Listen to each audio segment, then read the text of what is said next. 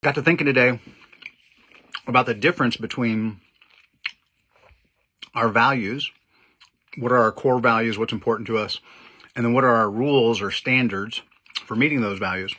So I've been getting a lot of comments about just, is this healthy? Is it not healthy? If you're going to eat healthy, you need to do this. And those are their rules for the value of being healthy, which I think most people, I'm not saying everyone, but most people would say that health is a value to them, something a core value. They'd like to maintain their physical health. But everyone's rules for how to get there can be different.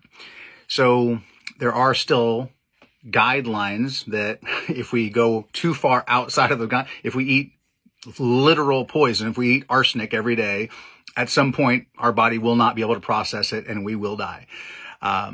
So the ability to actually have a value, but also have some variability on the rules. So if I have an if-then, if I'm going to be healthy, then I must X, Y. And I used this example with my kids when they were going to get married.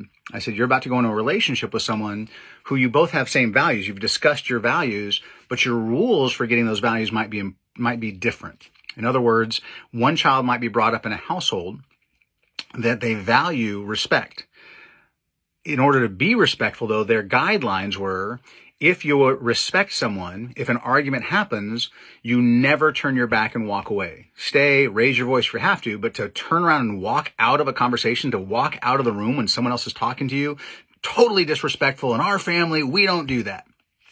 Versus the other child could have been brought up in a household where value respect. Respect is highly important. Respect your family.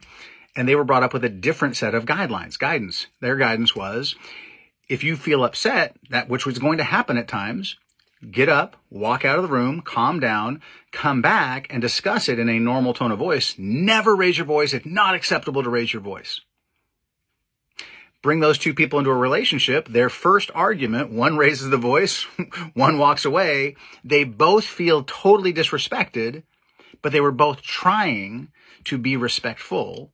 And both of them are mad at the other one. Well, if you respected me, you wouldn't. And if you respected me, you wouldn't. Or if you respected me, you would. Right? But they don't know each other's guidelines. So for that couple to make it, they'd have to come together, identify that the value is important.